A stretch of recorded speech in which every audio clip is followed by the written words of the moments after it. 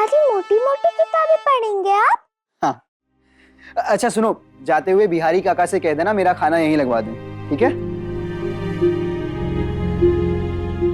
शादी है किसकी? बट्टू के दोस्त की शादी है, उसकी दुल्हन मुझसे भी छोटी है। ये विवाह नहीं हो सकता, गलत है ये विवाह, मैं नहीं होने दूंगा ये विवाह। बिस्तरा बाबू, एक बात पूछूं? एक प्रश्न आया है मन में। हाँ पूछो। वो जो सुबह बार बार कह रहे थे आप कि बच्चों की शादी गलत होती है, बस वही पूछना था, क्यों गलत है बच्चों की शादी? और अगर गलत है ये, तो फिर क्यों हो रही है बच्चों की शादी? देखो वंदिता, हर काम करने का ना एक सही वक्त होता है, एक सही उम्र होती है। ऐसा ही विवाह के साथ भी है, शादी करने का भी एक सही वक्त, एक सही उम्र होती है।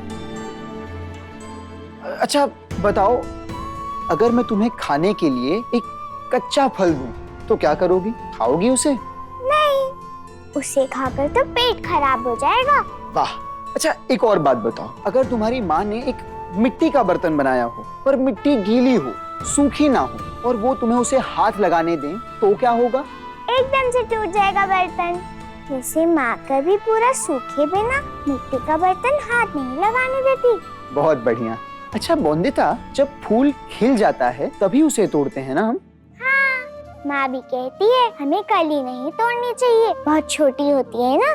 ऐसे ही विवाह करने की भी एक सही उम्र होती है बोंदिता। बाल विवाह करना कली तोड़ने जैसा है, जिस कली को ना अपने हिस्से की धूप मिली है, ना हवा ना पानी।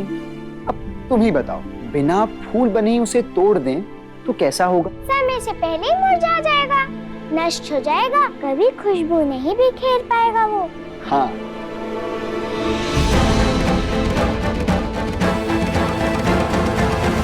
तो क्या हमारी शादी भी गलत है पति बाबू? ये मेरी पत्नी है। शायद हाँ, शायद ना। अभी नहीं बोंदिता, फिर कभी बताऊंगा। अभी ना सही समय है, ना तुम उतनी बड़ी हो कि इस बात को समझ सको। पर अभी मुझे सिर्फ तुम्हारा साथ चाहिए उस चुनौती को जीतने के लिए। याद है ना बाबा की 6 दिन वाली चुनौती? साथ दोगी ना मेरा? जाओ, बिहारी काका से कह देना खाने के लिए।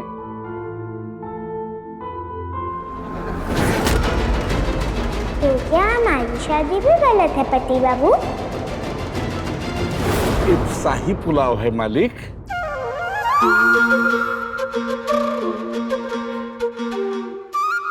खुशबू इतनी बढ़िया है तो खाना कितना स्वादिष्ट होगा।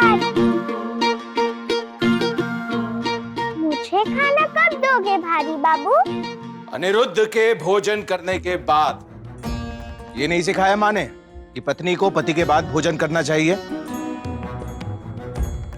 बिहारी, दादा का खाना उनकी स्टडी में रखवा दो, वो वही खाएंगे। जी मालिक। अब खाना खा सकती हूँ मैं? ये हमारे साथ तो बैठकर नहीं खाएगी ना काका, क्योंकि आपने कहा था ये अशुद्ध और अपवित्र है। नहीं, हमारे साथ नहीं, ये वहां नीचे जमीन पे बैठेगी। बहू, विलायती नकलचियों की तरह तुम्हें भी मेज कुर्सी पर बैठकर खाना है? नहीं ना, खाने का असली स्वाद और पाचन तो जमीन पर बैठकर खाने से ही होता है ना। और वैसे भी समस्या वाली बहू हो तुम वहां सबसे दूर कोने में बैठकर खाओगी। समस्या वाली बहू, अच्छा नाम है ये। बिहारी,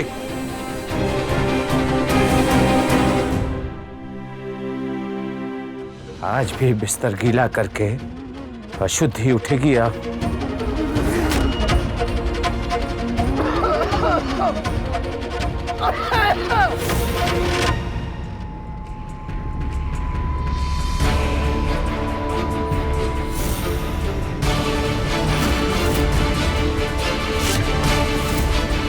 बहू, क्या हाल है आज? शुद्ध तो होना आज। अरे छुटकारा पा लिया ना अपनी बीमारी से?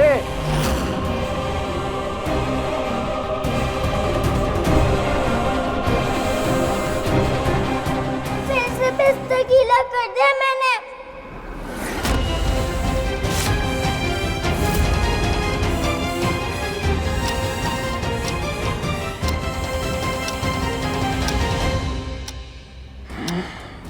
मुझे नींद लग गई। इसका मतलब वंदिता भी नहीं उठी होगी। इतना भरोसा था ना तुम्हें, तो असर क्यों नहीं हुआ टोटके का? या अपनी काली नजरें लगा दी उसमें?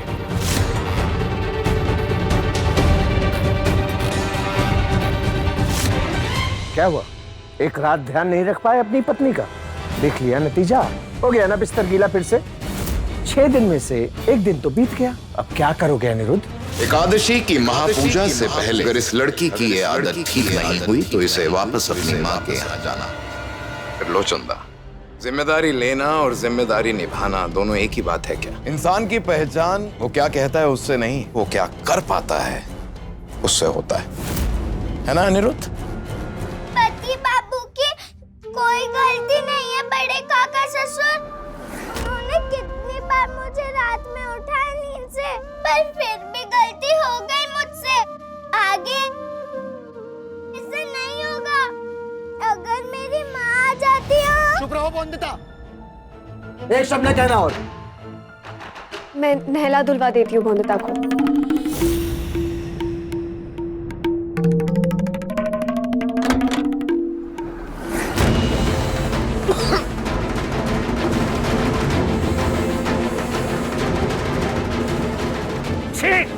यार ये साफ करवाओ कमरा अच्छे से, चंदन घिसवाओ, इत्र छिड़कवाओ, किसी भी तरह ये गंदी दुर्गंध हटाओ यहाँ से। लो चंदा, बिहारी क्यों साफ करे आपकी बहू की गंदगी? अनिरुद्ध की पत्नी है ना वो, उसने लिया ना उस लड़की की सारी जिम्मेदारियां, तो ये गंदगी साफ करने की भी जिम्मेदारी अनिरुद्ध को ही लेने दो।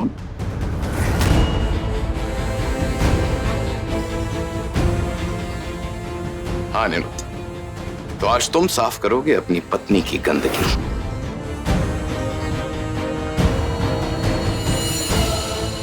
और दूर भगाओ इस बदबू को जो हमारे घर में और साथ ही साथ हमारे जीवन में घुल रही है।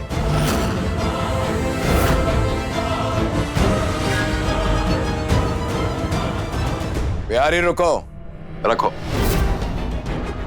यहाँ। बिहारी, ये पोचा और बाल्टी तुम्हारे बैरिस्टर बाबू के लिए। उन्हें समाज से गंदगी दूर करने का बहुत शौक है ना, तो आज शुरुआत होगी घर से। इस लड़की की गंदगी साफ करके। क्रांति की शुरुआत घर से हो, इससे अच्छी कोई बात हो सकती है क्या? क्या कह रहे हो बिनोय? कुछ गलत कहा क्या?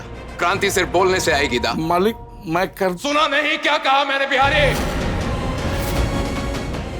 क्या करवा रहे हो अनिरुद्ध से? पत्नी की गंदगी पति साफ करे शोभा देता है क्या? दा, ये लड़का सिर्फ एक पति नहीं या सिर्फ एक बेटा नहीं, ये एक महान क्रांतिकारी है जो समाज में औरतों को दिशा दिखाने वाला एक मसीहा है। और मसीहा जो होते हैं वो क्या उपदेश देने से पहले वो काम नहीं करते? बताइए। बड़े बोल बहुत बोल लिए अनिरुद्ध, अब उन्हें सच साबित करने का समय है। अनिरुद्ध, जिसे गंदगी बर्दाश्त नहीं होती वो कभी नहीं साफ कर पाएगा ये सब। वंदिता,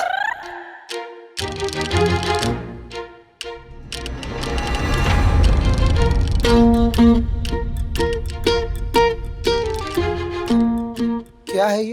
मैं पहनूंगी लड़के वाले कपड़े अगर आप ये साड़ी पहनेंगे। ऐसा किया तो मान जाऊंगी मैं कि लड़के और लड़कियों के कपड़ों में कोई भेद नहीं। बोलिए, पहनेंगे आप? ठीक है, अगर तुम ऐसे ही समझ सकती हो ना तो तुम्हें ऐसे ही समझाऊंगा। लाओ साड़ी, पकड़ो इसे।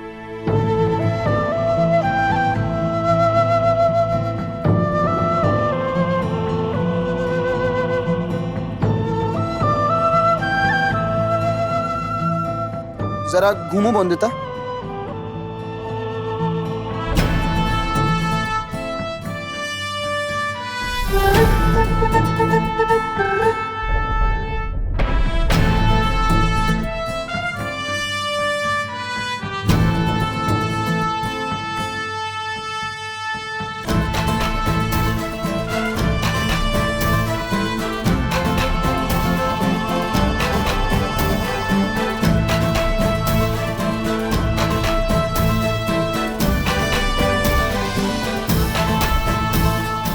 हो गई तुम्हारी जिद पूरी वंदिता? अब तुम उसे पहनोगी तुरंत। जाओ जाओ बोंदिता। वाह वाह वाह वाह वाह, माँ दुर्गा के आशीर्वाद से मन प्रसन्न हो गया। क्या हुआ बड़े मालिक? अरे इससे बड़े सौभाग्य की बात क्या होगी बिहारी। एकादशी महापूजा की तैयारी देखने के लिए काशी से स्वयं पंडित राम प्रसाद जी आ रहे हैं अपने शिष्यों के साथ हमारे यहाँ। उनके सम्मान में कोई कमी नहीं रहनी चाहिए। कोयली को बोलो कि कुछ शुद्ध और सात्विक भोजन बनाए। जमीन चमका दो पूरे घर की, कहीं कहीं कुछ गंदगी नहीं रहनी चाहिए। जमीन को तो हम कांच की तरह चमका देंगे, चमचमाचम। पर बड़े मालिक, अगर पंडित महाराज जी को बहुरानी की समस्या पता चल गया तो? कैसे पता चल जाएगी? बहू की समस्या दिन में होती है या रात में? रात में। और महापंडित जी कब आने वाले हैं? दिन में। तो कैसे पता चल जाएगी? तुम इन सब बातों पे ध्यान मत दो, तो बस महापंडितों के सम्मान में कोई कमी ना आए उस पर ध्यान दो। इतनी खुशबू फैला दो कि बहू की समस्या का अंश भी ना बचे इस घर की हवा में। आहा, परफेक्ट।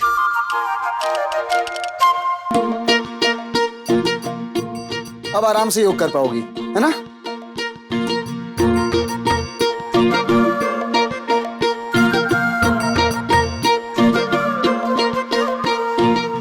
फिरिश्ता बाबू ने राक्षस बाबू है मेरे पति बाबू। कुछ कहा तुमने बोंदिता? चलो वृक्षासन करना है अभी। जैसे मैंने किया था वैसे ही करोगी तुम। पैर ऊपर लो ऐसे, संभाल के संभाल के। अब मेरी बात सुनो, गहरी सांस लो। Very nice. अब शांत मन से पैर धीरे से ऊपर लो। आहा, और नमस्ते करो ऐसे।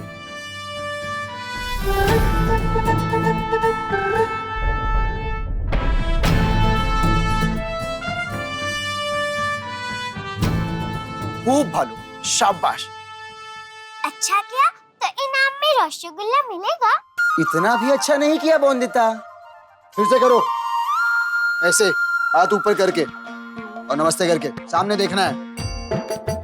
रसगुल्ले के दुश्मन राक्षस बाबू। कुछ कहा तुमने फिर से? नहीं ना? हाँ, तो अब हाथ ऐसे ऊपर लो।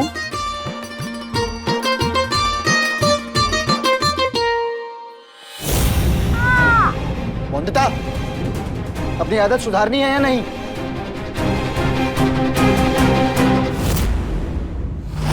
इतना चुभ रहा है ये काका ससुर जी का टोटका, पर बता भी तो नहीं सकती पति बाबू को।